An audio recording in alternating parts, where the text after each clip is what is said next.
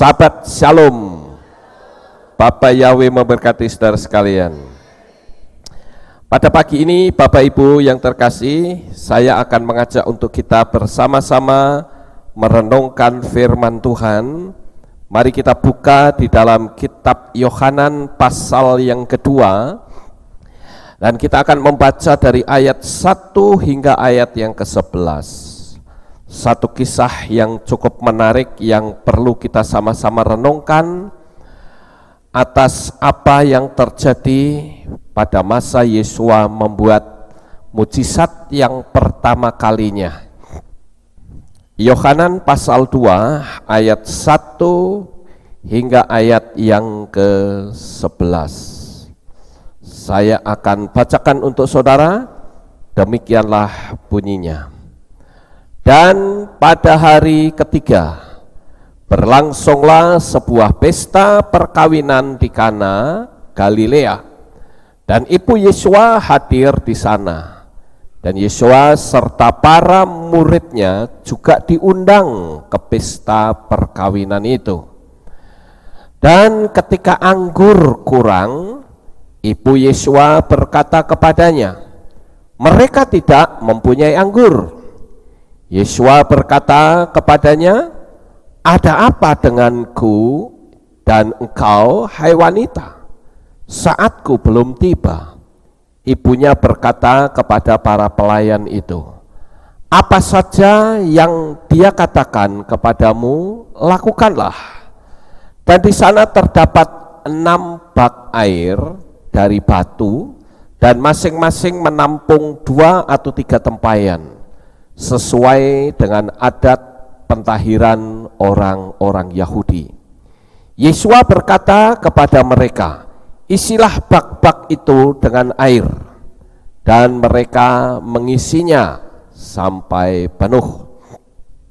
Dan dia berkata kepada mereka, "Sekarang ciduklah dan bawalah kepada pemimpin pesta." Dan mereka membawanya. Dan ketika pemimpin pesta itu mencicipi air yang telah dijadikan anggur, dan dia tidak mengetahui dari mana itu berasal, tetapi para pelayan yang telah mencetok air itu mengetahuinya. Maka pemimpin pesta itu memanggil mempelai pria, dan dia berkata kepadanya, "Setiap orang pertama-tama menyuguhkan anggur yang baik, dan bagaimana mereka sudah dipuaskan, barulah yang kurang baik. Engkau bahkan telah menyimpan anggur yang baik sampai sekarang." Yesua melakukan hal ini di Kana, Galilea, sebagai awal dari tanda-tanda ajaib, dan dia menyatakan kemuliaannya, dan murid-muridnya percaya kepadanya. Sampai di sini pembacaan kitab suci kita, saudara-saudara. Saya percaya di antara kita pasti sudah hafal dengan cerita ini tentang Yesua membuat mujizat yang pertama di pesta perjamuan kawin di Kana. Di situ diceritakan tentang adanya pesta pernikahan, dan Yesua diundang bersama dengan murid-muridnya. Saudara, tetapi pada hari yang ketiga ternyata mereka memiliki masalah. Masalahnya adalah kehabisan air anggur. Orang Yahudi itu kalau mereka merayakan pesta itu biasanya sampai 7 hari mereka lakukan pesta. Tetapi ini baru separuh hari, saudara, itu sudah kehabisan air anggur. Jadi mereka panik. Apa yang harus mereka lakukan? Apalagi air anggur itu bagi orang Yahudi merupakan satu keharusan dalam pesta pernikahan. Saya tidak bisa membayangkan jikalau pesta itu belum berakhir, baru separuh hari. Kan biasanya 7 hari ya, tapi ini baru separuh, ternyata mereka sudah kehabisan sesuatu yang inti bagi setiap pernikahan. Pasti mereka akan merasa malu dengan keadaan yang ada. Tetapi Yesua akhirnya dimintai tolong oleh Maria, ibunya, dan akhirnya terjadilah mujizat. Ceritanya sampai di situ, saudara. Tetapi jelas kisah ini tidak hanya kita mendengar satu cerita kemudian selesai, tentu tidak. Pasti dalam cerita ini mengandung makna yang sangat dalam. Dan saya mencoba untuk merenungkan kisah ini yang bisa kita aplikasikan dalam kehidupan kita sehari-hari. Saya menemukan ada kurang lebih 5 hal yang penting yang bisa kita ambil pelajaran dari dalamnya. Yang pertama, saudara-saudara, yaitu perkawinan itu sendiri. Perkawinan adalah sesuatu yang paling dinantikan oleh setiap pasangan muda-mudi yang saling mencintai. Karena pesta perkawinan itu adalah puncaknya kebahagiaan manusia. Dapat saudara bayangkan kalau sekali waktu saudara mencintai seseorang dan masing-masing mencintai dengan sungguh-sungguh. Pasti harapan orang-orang ini ingin supaya masuk dalam pernikahan. Karena selewat pernikahan, mereka akan hidup bersama dalam satu rumah di kamar yang sama, dan mereka bisa membuat sebuah rumah tangga. Tentu itu menjadi satu dambaan setiap manusia, setiap orang-orang muda yang punya pacar. Betapa bahagianya orang yang dicintainya selalu ada bersama dengannya. Kemanapun dia pergi, selalu ada bersamanya. Jadi dengan kata lain, saudara, anak muda punya satu keinginan untuk hidup berbahagia bersama dengan kekasihnya. Tetapi ternyata di tengah-tengah kebahagiaan itu ada masalah yang saya garis bawahi menjadi kata kunci adalah ternyata ada masalah di tengah kebahagiaan. Nah, Bapak Ibu yang terkasih, kebahagiaan seseorang itu ternyata tidak lepas dari inceran tangan setan. Ada satu pribadi lain yang berusaha untuk mengacaukan kebahagiaan manusia. Bukankah kita semua yang hadir pada pagi ini ingin supaya hidup bahagia? Hidup bahagia bersama dengan orang yang kita sayangi, hidup berbahagia bersama dengan bisnis yang saudara geluti, hidup berbahagia dengan karier yang saudara rintis dari awal. Kehidupan kebahagiaan itu menjadi satu dambaan kita semuanya. Tetapi harus diingat bahwa ada pribadi-pribadi lain yang tidak menyukai kita hidup bahagia. Jadi dengan kata lain, untuk poin yang pertama, saudara, kita harus selalu waspada. Dimanapun kita berada, kita harus selalu tetap memiliki komunikasi dengan Tuhan. Amin. Ini poin yang pertama. Pernahkah saudara merenung ketika saudara pergi ke tempat rekreasi? Saudara kan beli tiket. Biasanya di tiket itu ada tulisan kecil di situ. Sudah termasuk jasara harja. Apa maksudnya, saudara? Artinya saudara masuk ke rekreasi itu, apakah itu di kebun binatang, apakah itu ke kolam renang, itu saudara sudah diasuransikan di situ. yang menandakan bahwa di tempat rekreasi, di tempat di mana kita bisa bersenang-senang pun ada bahaya yang bisa datang secara tiba-tiba. Jadi karena bahaya itu bisa datang secara tiba-tiba, maka hal yang terbaik bagi kita adalah kita harus selalu waspada, memiliki hubungan batin kita dengan Tuhan tidak putus-putusnya. Sekalipun saudara ada dalam kebahagiaan keluarga atau saudara sedang rekreasi, buatlah engkau tetap berkomunikasi. Setidak-tidaknya saudara menyatakan rasa kagum saudara kepada Tuhan.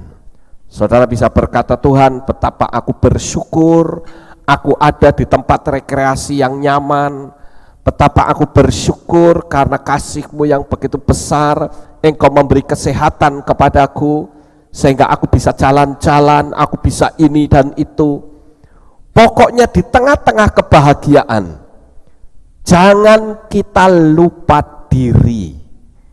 Ini maksud yang pertama, saudara. Karena terbukti di tengah-tengah pesta kawin, di tengah-tengah kebahagiaan orang, ada bahaya yang mengancam. Tempat pesta kawin ini akan menjadi satu hal yang sangat dipermalukan oleh keadaan karena mereka kehabisan air anggur. Jadi poin yang pertama adalah sadari dan waspadalah selalu.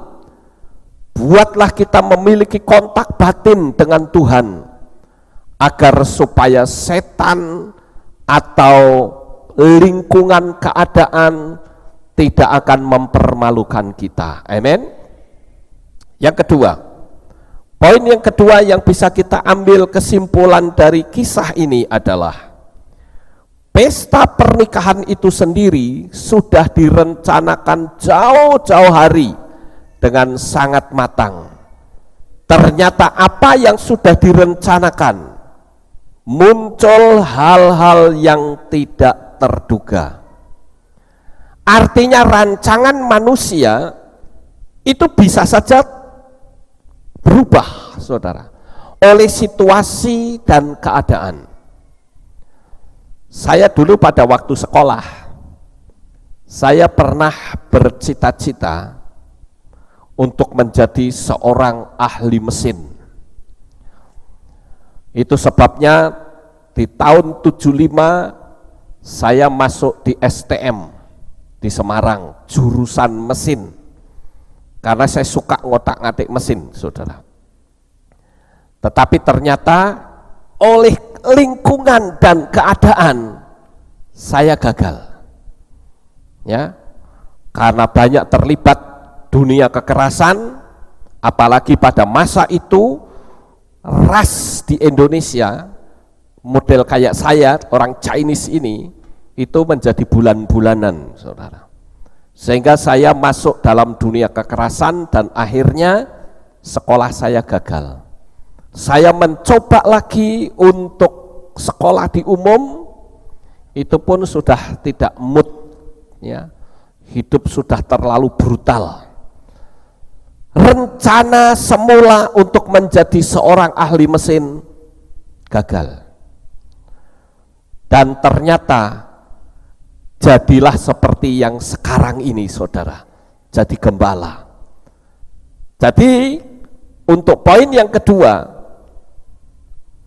dalam hidup manusia terkadang terjadi hal-hal yang tidak terduga, tetapi jangan kita kecewa atau meninggalkan Tuhan.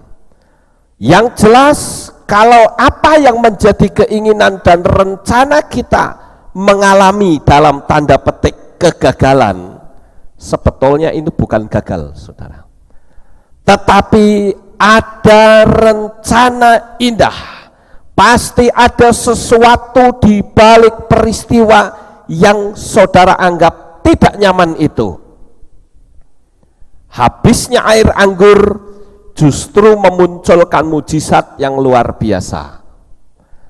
Jadi dengan demikian saudara, jika hari ini saudara sedang menghadapi satu masalah yang sangat tidak nyaman, jangan pernah kita mundur dari Tuhan.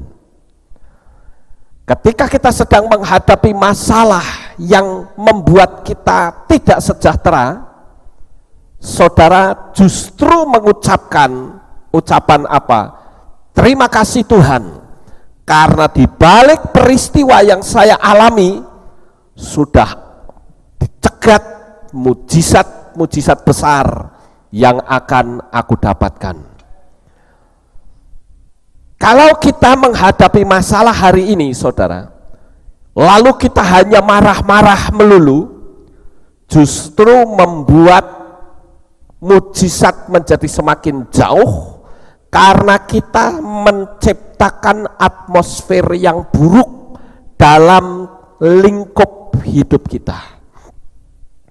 Makanya ada ayat firman Tuhan yang berkata, mengucap syukurlah senantiasa dalam segala hal.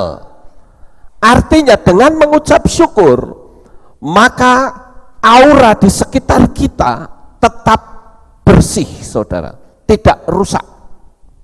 Sehingga hal itu akan dapat mendatangkan mujizat sesuai dengan apa yang direncanakan Tuhan, bukan keinginan kita.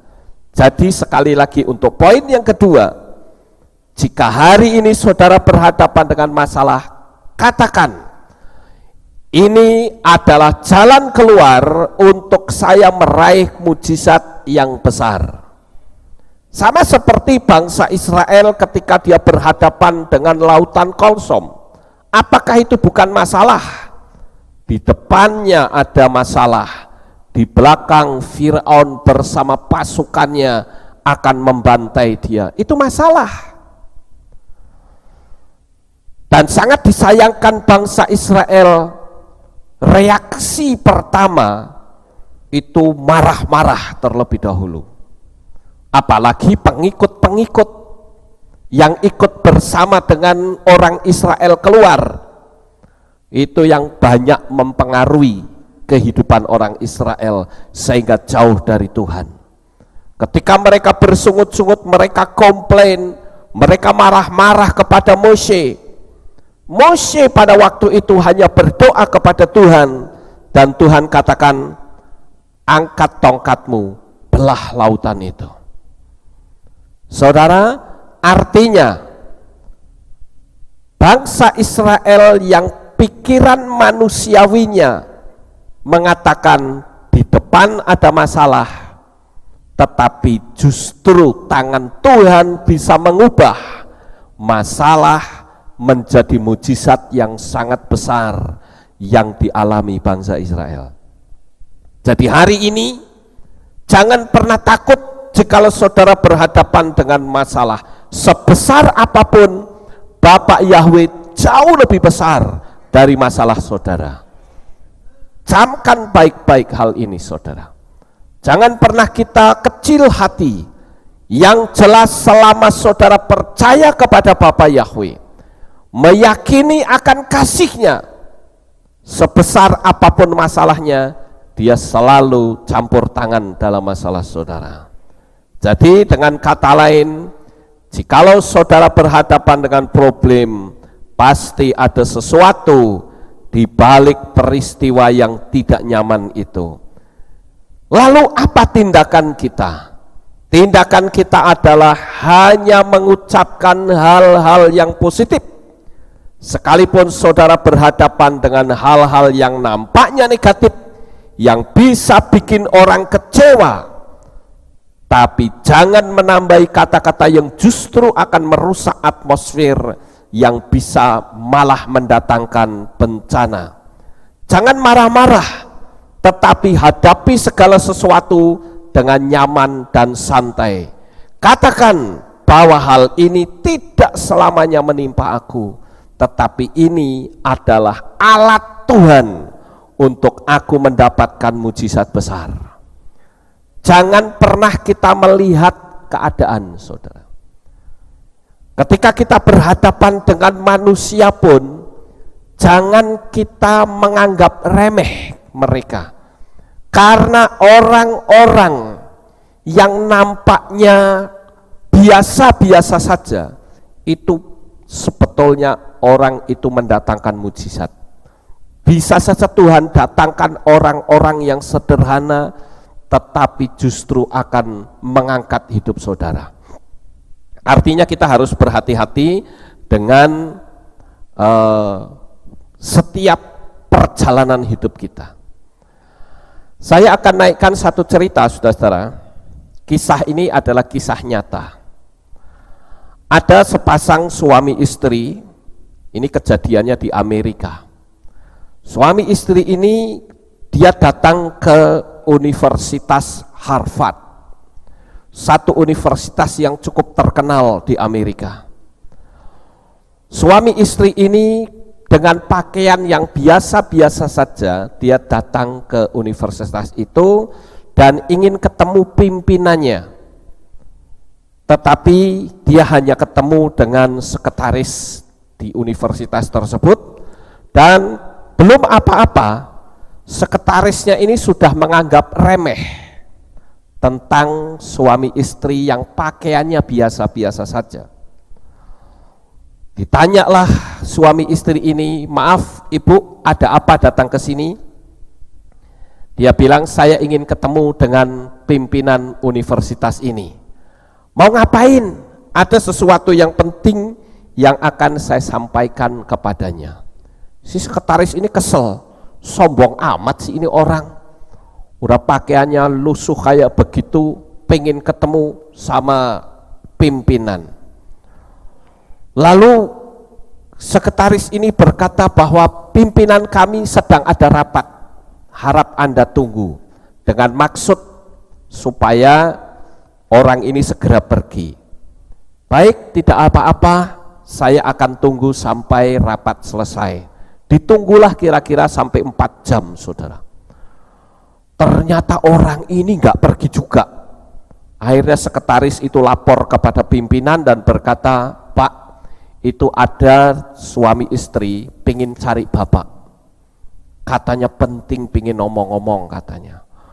Wah, pimpinan Universitas Harvard ini, dia berpikir, ini orang maunya apa? Ini adalah dunia pendidikan, sementara dua orang ini orang biasa. Lalu dia menemui suami istri ini dan bertanya, "Maaf bapak ibu, datang ke sini mau apa ya?" "Oh begini pak, saya datang ke sini karena anak saya itu sekolah di sini, tetapi anak saya meninggal karena kecelakaan. Jadi saya ingin memberikan sesuatu kenangan untuk sekolah ini." Lalu pimpinan Universitas Harvard itu berkata, "Apa bapak pikir bapak akan bikin patung anak bapak lalu dipasang di sini karena anak bapak itu sekolah di sini dan cinta pada kampus ini, begitu?" "Oh tidak, nggak bisa bapak lakukan itu. Coba bayangkan kalau ada 100 murid dan mengalami kecelakaan dan meninggal, lalu semua orang ingin bikin peringatan, bikin patung semua di sini, apa enggak nanti jadi kayak kuburan?" Lalu suami istri ini berkata, "Maaf pak, bukan itu maksud saya, tapi saya ingin memberikan sesuatu, yaitu membuat gedung untuk sekolah ini, agar di sekolah ini ada peringatan dari anak saya bahwa anak saya adalah mencintai sekolah ini." Lalu pimpinan Harvard ini membentak dengan berkata, "Apa? Bapak ibu mau bikin gedung di sekolah ini? Bapak tahu nggak berapa satu gedung? Satu gedung itu minimal 10 juta dolar. Mana bisa bapak bikin gedung seperti itu?" Lalu suami istri ini saling pandang-pandangan dan berkata, "Baik pak, saya akan pulang." Lalu suami istri ini berkata begini, sayang, kalau cuma bikin sekolahan gedung itu hanya 10 juta dolar, itu lebih baik kita bikin sendiri saja. Akhirnya suami istri ini pulang, saudara-saudara. Dan apa yang terjadi? Dia mendirikan universitas sendiri di Palo Alto, di California, untuk mengenang anak sekaligus menyaingi kesombongan Harvard. Dan suami istri ini tidak lain adalah Mr. and Mrs. Leland Stanford. Dan dia mendirikan Universitas Stanford atau yang dikenal dengan Stanford University yang menjadi favorit di Amerika. Coba kalau pimpinan Harvard pada waktu itu tidak meremehkan suami istri ini, pasti Universitas Harvard akan lebih besar lagi, saudara. Tetapi karena meremehkan hal-hal yang nampaknya sepele, maka akhirnya dia punya saingan universitas yang lebih hebat. Nah, Bapak Ibu Saudaraku yang terkasih, oleh karena itu ketika kita berhadapan dengan sesuatu yang nampaknya kita bisa saja remehkan, jangan pernah meremehkan sesuatu itu. Sekarang poin yang ketiga. Di sini di ayat yang keempat, saudara-saudara, Ibu Yesua itu mewakili kedua mempelai yang sedang menghadapi masalah. Saya akan bacakan. Yesua berkata kepadanya, ada apa denganku dan engkau, hai wanita, saatku belum tiba. Jadi Ibu Yesua ini mewakili kedua mempelai yang sedang menghadapi masalah dengan memohon kepada Yesua, tetapi jawab Yesua, saatku belum tiba. Apa artinya, saudara? Artinya adalah kita hidup di dimensi waktu. Jadi bersabarlah, karena Tuhan punya waktu tersendiri untuk menyatakan mujizatnya bagi hidup saudara. Jadi sekali lagi, jangan pernah saudara berpikir bahwa Tuhan kalau membuat mujizat selalu terlambat. Tidak. Dia punya timing tersendiri. Dia punya waktu tersendiri untuk menjawab doa-doa saudara. Jika apa yang saudara harapkan dan ternyata saudara merasa dalam tanda petik tidak memiliki jawaban, berarti Tuhan sudah punya pilihan sendiri yang jauh lebih baik dari apa yang bisa saudara pikirkan. Amin. Ya. Nah, ini penting, saudara. Jangan kita itu pokoknya aku minta hari ini aku harus dapat. Semua orang bisa lakukan itu dan itu wajar. Tetapi jikalau apa yang saudara harapkan ternyata belum mendapatkan, saudara jangan menganggap Tuhan tidak menjawab. Tetapi Tuhan punya rencana yang jauh lebih baik dari apa yang bisa saudara pikirkan. Jadi saudara akan mendapatkan yang lebih baik dari apa yang bisa saudara pikirkan. Amin. Ya, yang berikutnya, saudara-saudara. Yang keempat, dalam kasus ini ada 6 bak. Di dalam teks LAI disebut 6 tempayan atau bak batu, ya, yang kosong. Dan Yesua mengisi air sampai penuh. Kenapa kok 6, saudara? Apakah ini satu kebetulan? Saya yakin tidak. Tapi ini justru menjadi sebuah gambaran, karena 6 adalah angka manusia. Karena manusia itu diciptakan pada hari yang ke-6.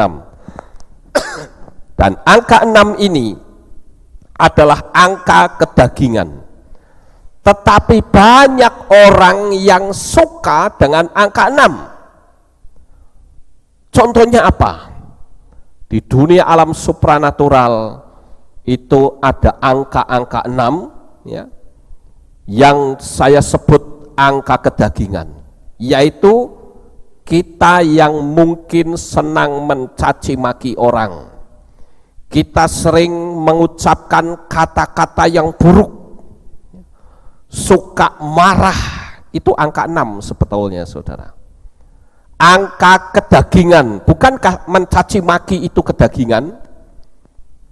Sering kita melihat ada bos yang dibunuh oleh karyawannya karena mulut bosnya itu kotor, saudara. Kalau sudah mencaci maki orang, wah itu sudah kebun binatang keluar semua. Itu angka 6. Tapi kita sebagai anak-anak Tuhan, jangan pernah kita memiliki angka ini. Karena angka 6 itu angka manusia, angka kedagingan. Kebencian itu juga angka 6. Dendam, sakit hati, gampang mengumpat, dan lain-lain. Sekali lagi itu angka 6. Jadi yang menjadi pertanyaan adalah, apakah saudara masih memiliki angka ini dalam hidupmu? Jikalau masih, buang jauh-jauh, dan saudara akan mengalami banyak mujizat. Ekonomi saudara akan naik. Angka 6 ini menjadi penghambat luar biasa dalam hidup manusia, saudara.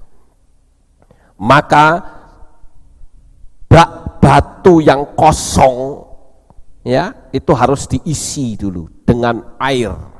Air itu bicara firman. Kalau bak yang kosong terisi air, terisi firman, maka untuk membuat mujizat itu gampang sekali.